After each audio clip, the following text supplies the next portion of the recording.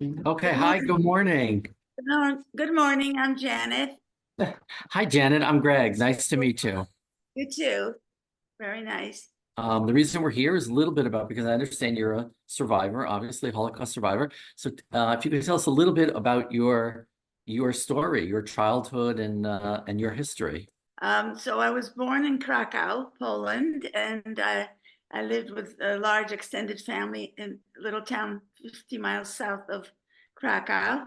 I had wonderful first 4 years of my life with large extended family. And when the war broke out in 1939, my parents made several attempts to escape. And when they had run out of all of their options, they made this agonizing decision to give me away. And so for the next several years, I was with different caregivers. And at one point, I was abandoned on the street in Krakow. And someone picked me off the street. And I ended up with a family on a farm that was owned and operated by the Catholic Church. And so for the rest of the war, I remained um, with this family on the farm. And I ended up in an orphanage. Well, I first ended up in the uh, refugee center in Krakow. And that's when Lena found all these orphans and opened the two orphanages. And that's how I ended up in the orphanage in Zakopane. And how old were you at the time? I was 4 years old when the war started, and 10 when it ended. Mhm. So when you went to the orphanage, you were 10 years old. Yes, that's correct. And do you remember how long you were there?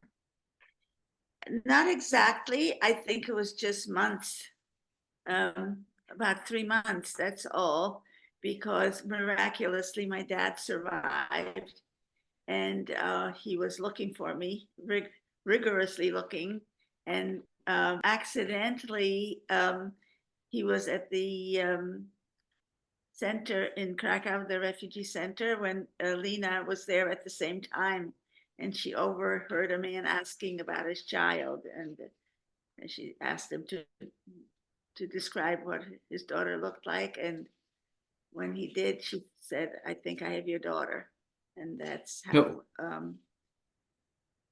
after Yes, years, you and your father were reconciled, were reunited. I mean, after years, you and your dad were reunited just over a coincidence because she took you in and she happened to hear him talking in the street. It's amazing. yeah, that's how it happened. Yeah, he was looking for a long time. He had no idea what happened to me, and he was searching for a while, and just that's how it happened. Yeah. And did you recognize him? Do you remember him when you saw him? I was frightened of him because he looked like a skeleton. He had been released from his last camp was at Terezin. That's where he was liberated from. And so it was hard for me at first because I did recognize him, but he looked so bad. And I had adjusted fairly well to the orphanage. Lena was our mother. We called her mother, which was wonderful. And I had new friends. And he was kissing and hugging me and telling me he's going to take me. I wasn't so happy at first, but of course he was very sick. He could not take me right away. So he rented a room nearby, and I saw him every day, and we got reacquainted, and eventually he took me and we went back to our town. And so do you have memories of time in the orphanage with Lena? I have some memories. Uh, well, I don't know how much I remember, but I do remember some things. I mean, but generally, good feelings, good memories. All very good memories, yes. Mhm. The reason that we're together today is that you saw someone in one of our social media campaigns of the Claims Conference named Sara, right? That was my daughter Deb who saw Sarah. I did not. Yes. Uh-huh. So your daughter saw Sara in this video, and what was the connection? My daughter saw the video that was shown with Sarah's granddaughter, and she heard her talk about Zakopane and Lena, and then she quickly, made the connection. She got all excited and came and told me about it. Oh, hello, Sarah. This is. Do you Sorry, remember Krisha? That was my name. After the war, for a short time I was called Krisha. That was my Polish identity. אני אסביר לך, שמה היה קרישה כן. באותה תקופה. אם זכורה לך מישהי כזאת. מהבית של נינה? גרישה? Krisha. קרישה או קרישה, נכון? גרישה. Krisha with a K. Krisha. קרישה. קרישה. אם זכור לי? כן. לא. So I'm not, let's be. יש לי בעיות של שמיעה. Yeah, okay. So let's be clear. What I think is happening here is that both of you were at the same time in this orphanage run by this amazing woman, apparently. In this orphanage run by this amazing woman, Lena, right? לנה קיכלר. מה שהייתם באותו בית יתומים כן. של לינה קיכלר. ומשם היא זכרה אותך. באמת? מה שהיא אומרת. יואו. יש משהו שאת רוצה לומר ואני אתרגם? אני מאוד זוכרת משם. She says that the memory from that time אני is זוכרת שלמדנו לסרוג, למדנו לתקן גרביים, היום לוקחים גרביים וזורקים, אנחנו תיקנו את She הגרביים. remember you. Yeah, so she doesn't remember a lot from those days, it was long ago. הייתי ילדה קטנה. She was a young girl, but what she does remember is that in the orphanage, they taught her how to mend, how to fix clothing, pants. So she said, today you just throw it out, but in those days we used to fix it, and she remembers learning how to sew and how to fix the clothing. Oh, that's interesting.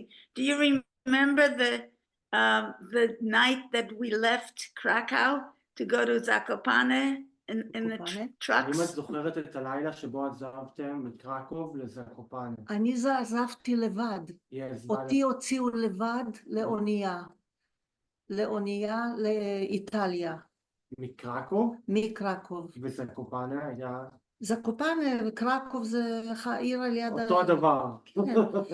קרקוב זה העיר וזקופנה זה...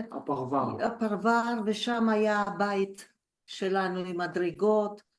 אני התלהבתי מהמדרגות, כי אצלנו בבית לא היה, ונפלתי ופתחתי את הראש, ולקחו אותי לרופא, והוא אומר, שרה'לה, אני צריך לתפור, אבל אין לי חומר הרדמה.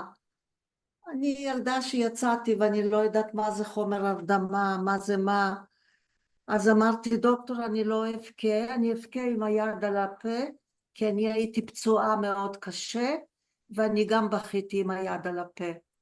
אז הוא אומר, אם תתנהגי יפה, פה למעלה יש שוקולד ואני אתן לך כמה קוביות.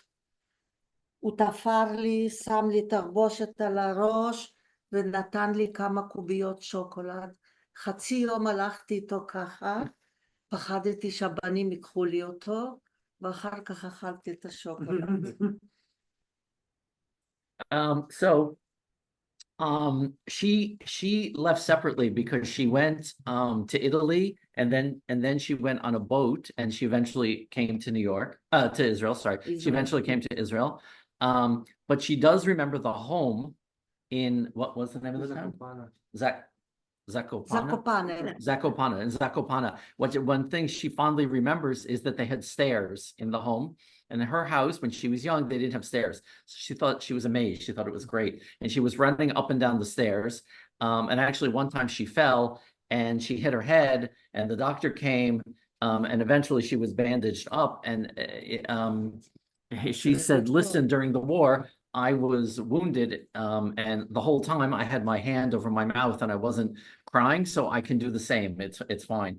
And he said, well, if you're a good girl, don't worry about it. I'll give you some pieces of chocolate. And eventually he did. He got bandaged her up and he gave her the chocolate, which she held in her hand for 2 days, but eventually ate. So do you remember that house?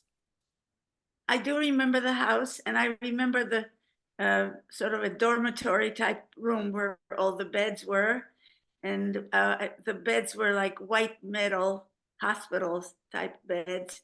And I remember in the night table they gave us some dried evaporated milk, and I used to because it was so sweet, I used to just take the end of my toothbrush and have little snacks of the milk. Does she remember that room that we were in? אנחנו לא ראינו חלב שנים, אז בטח שזוכרים את זה. כן. כל פרוסת לחם הייתה משהו. כמה שמנו מתחת לכרית כל הזמן, לשמור, אולי אחר כך לאכול אותו. She says, of course, I remember the milk. Listen, for years, we didn't have any milk. So it was something, so unusual. So of course, I remember it. Right. Everything was new, even the bread. We used to take a little piece and hide it because who knew, if we'd have it the next day. Right. And do you remember any of the other girls there? Do you remember Fanka? I'm sorry, say it again. I was just asking if she remembered a girl by the name of Fanka. Fanka? No. אני כתבתי ספר ויש שם תמונות כמה של זקופנה, Do you של have the book? קרקוב, כן. יש לך אותו? יש לי אותו ואני אתן לכם. She wrote a book about this, and in the book, she has some pictures. I too wrote a book. It's right here. She also wrote a book. היא גם כתבה ספר. Oh. I can't see. What's the title? Becoming Janet, finding myself in the Holocaust. אני עשיתי. Becoming Janet. You פה see, הילדה שנמצאת ביער ומחבקת את העץ. The title is Light in the End of the Forest. nice. So I had different identities during the war. My name was changed a couple times. That's why, and when I came to this country, my name was changed to Janet. So that's why it's becoming Janet. So this is when I'm still in Poland, this part, and this is when I first came to the United States. My birth name was Gustava. That was my birth name. Okay, so here we have, this is 2 pictures. I know it's hard to see over Zoom, but these are 2 pictures of the girls from the orphanage. Huh. And this is a picture of a Purim party. Everyone is dressed up, but this is a Purim party. I see. In Zakopenia. Very nice. Now I have a picture here. זה מאושוויץ. There's a picture of me and the counselor. I think her name was Ida. לא, זאת אותה. היא? כן, והמדריכה בשם, what was her name? Ida? I think it was Ida. Ida. אני חושבת שהשם שלה היה עידה. לא מצלצל. זאת הייתה השם של המדריכה Lena's house. Lena אז Küchler. היא הייתה בזקופנה? That was in Zakopane. That was when we went on an outing. Does Sarah speak Polish? Does Sarah אני מבינה פולנית. She understands. Yes. Wieliczka. Wieliczka, טיול. טיול. And an outing to the mountains. One day we טיול went to, ההרים. היא הייתה בזקופנה? כן? עכשיו. לא עכשיו. בשנים האלה. כן. בשנים שאת היית. בשנים שני, אבל אחר כך לא. בשלך? כי אנחנו היינו נוסעים תמיד לזקופנה עם הקבוצות, אבל היום הם לא נותנים להיכנס לשם. כן. Someone she's saying that recently they don't let groups Why? come into... Wait, Stepań is now in Poland or Ukraine? פולנד. עכשיו זה פולין. כן. ואסור הם לא נותנים להיכנס, יש שם משרד ואיזה בית ספר. Huh. Have you gone back to Poland? Have you been there recently? Yes, I've been back 5 times. I've been back to Poland. ונתנו לה להיכנס? And they let you to go to that town? Oh yes, of course. I've been back to Zakopane, and I've been to obviously Krakow and Nowy Targ, which is where my family lived, town called Nowy Targ, not far from Zakopane. And of course we went to visit Belzec. לדבר איתנו, ללמוד עברית, וזהו. She's inviting you to come to Israel, and you'll learn Hebrew, and the two of you will sit and talk about all the old days. That sounds wonderful. I have a question for Stepań. You're both retirees. You have time. You'll sit and you talk about the old days. Sarah, how old are you? How old are you? אני ב-2025, אני בת 90. עוד חצי שנה. Wow, in another 6 months, in another half year, she'll be 90. Oh, me too.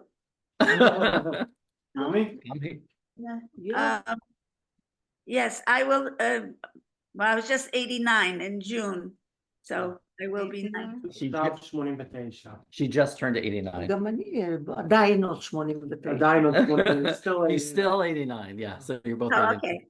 And another question is, when you arrived in Israel, how did your experiences during the war affect you very much? Did you? Were you traumatized?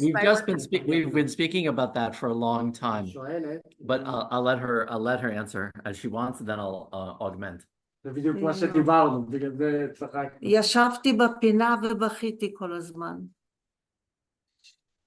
אני הרגשתי את עצמי ככה, נמוכה, אני לא יודעת כלום, אני לא למדתי, וגם פה בארץ לא קיבלו אותנו יפה, הם לא הבינו מה זה. אני רק אתרגם להם רגע. Sarah is saying that when she arrived, she felt so low and she was just standing in the corner and crying, and that she didn't study anything. She didn't know anything. She didn't learn anything. They didn't even receive her well in Israel. They couldn't possibly understand here her experience and what she went through, and it affected everything in her life. יש לי רשימה של כל 100 ילדים של לנה קיכלר. איך קראו לה בילדות כשהיא הייתה? She has a list of the 100 children that Lena Küchler took in, and she's asking what name you were then, because she would look on the list. It could have been Krisha Singer. Last name was Singer, but it also could have been Gustava. That was my birth name, Gustava. היה לה הרבה שמות, אולי קרישה, אולי גוסטבה, והשם משפחה, the last name was what, Singer? Singer, yes. Singer, שם המשפחה Singer. אבל היא רוצה לדעת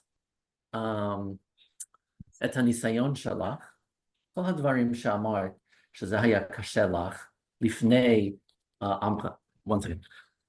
One of the things she described was very, very difficult experiences until she started to do therapy with Amcha. And then it really changed her life and opened up. But she couldn't hear. One of the traumatic moments for her during the war was that her mother was shot while clinging on to her, and that her mother being shot protected her. even though she was wounded in the shoulder, she herself was wounded in the shoulder. So it was very difficult for her to hear even her own children say mom or mother, because it brought back the memories of her mother, and she would have to leave the room and start crying. She had a long list of traumatic manifestations of this trauma, which really only helped, which really only became eased through therapy much later in life. אני לא סיפרתי לילדים מה עברנו, גם בעלי היה ניצול שואה. She never told her children what she endured. And also her husband was a survivor. And her husband was also a survivor, but they never spoke about what they went through. Did she lose everyone in the war? Was she all alone? The answer is no. She survived with two sisters, but go ahead. Yeah. היא שואלת בעצם על the relatives. Did anyone survive with her? Or מישהו ששרד איתך מבין המשפחה? האחים שלי, היינו 6 ילדים, כל 6 שרדו את השואה. All 6 brothers and sisters. והגיעו לישראל, כולם. כן. So she said her parents, as I explained, her mother was shot while holding her. Her father survived the war, but then was killed right after by local Poles or Ukrainians. But then there were 6 children, and all 6 survived. I have blocked my memory of the last moments with my mother. When my parents gave me away, I just blocked that out completely. מה שהיא בעצם מספרת זה שההורים שלה גוננו עליה כל כך, ואז הם מסרו אותה כדי שהיא תוכל להמשיך לחיות. וכל הרגע הזה פשוט נמחק אצלה, של הפרידה. כן. You have nothing to say. Yeah. She had to. אין מילים. No words. Yeah, she said there are no words. There's just no words. That's true. אני רק שמה לב שמה שעובר יותר זמן, אני יותר מתגעגעת להורים ויותר נזכרת בהם. כשהייתי צעירה, חייתי רגיל. היום יותר קשה לי. She's also finding that when she was younger, she had to get on with life. Now that she's older, it's even more difficult. She misses her parents more, and she thinks about them more. I am very fortunate because I'm still able to be very active. I speak to over 4,000 students each year. So I'm, I'm pretty active. I talk about my experiences at schools, at libraries, at temples. אני מדברת יותר מ4. אלפי. מה החשיבות שאת רואה בזה? החשיבות שישמרו על המולדת, שיהיו בני אדם טובים, שיעשו הכל שלא תהיה שואה. זה, אף ילד לא מסוגל לעבור מה שאנחנו עברנו, וזה הם צריכים לשמור. היום הילדים שלנו מפונקים. פותחים מגירה, יש שוקולדים מכל טוב. לנו לא היה כלום. אנחנו נלחמנו על כל דבר, וגם הם צריכים לדעת. She says she also speaks to thousands of students. She's very lucky that she's able to speak to students. And the importance is that they should know what you went through, and to ensure that something like the Shoah never happens again. That they should be good people and ensure that something like this never happens again. Do you think that your granddaughter will continue to tell your story when you're no longer able to do that? הבת שלי כן, הנכדה היא יודעת את הסיפור. אני מקווה שכן, אבל אני מקווה. היום הצעירים פחות. מחוברים. פחות, כן. הם עם הטלפון שלהם כל היום. זהו. She said, well, that's a good question. My daughter, yes, she tells the story already. And my granddaughter, Granddaughter, yeah. Yeah, granddaughter. יש לי grand. She has great grandchildren. But anyway, her granddaughter, she hopes so. She doesn't. באמת. Her great-granddaughter is 18 years old. Oh, she has a great granddaughter who's 18. But with her, even with her granddaughter, she hopes, she doesn't know for sure. They're on their phone all day. They're not as committed to the story, basically, she's saying. So she hopes so. She doesn't know. Yeah. Is your granddaughter very active in 3G and telling your story?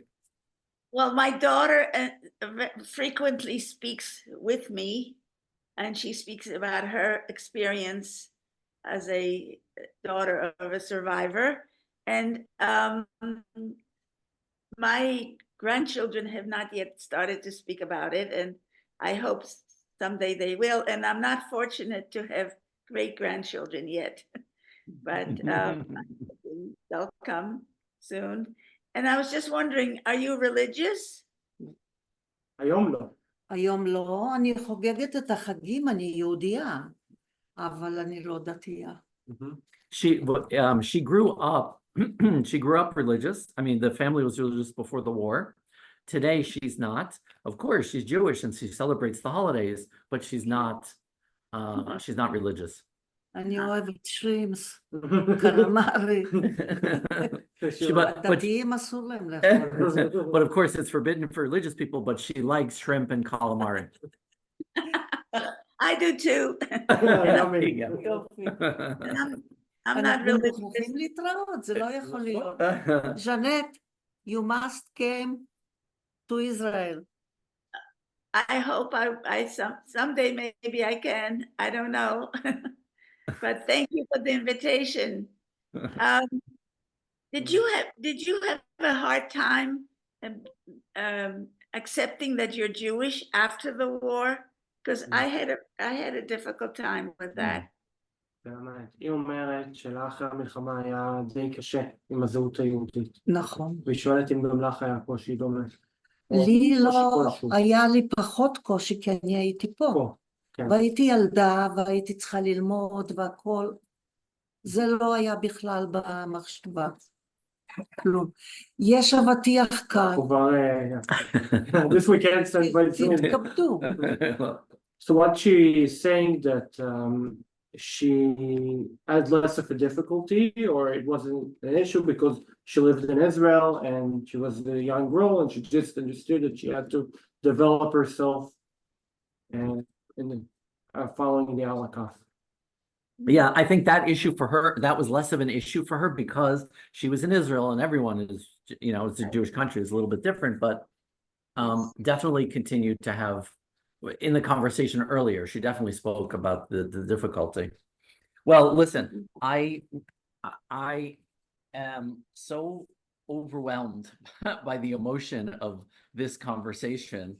I don't know if you guys really were together exactly at the same time, but it is clear that you were both in the same orphanage and had that experience together. And what was amazing for me was the experience that you've had since, the commonality of the experiences and the really the beauty of the conversation of kind of exploring your life before, during, and certainly after the Shoah. So first of all, I want to thank both of you for doing this. I think for you two, this is the beginning of a conversation. This is just the beginning. And I really, באמת, תודה רבה, deeply grateful of how meaningful and how beautiful this reunion was. So thank you very much.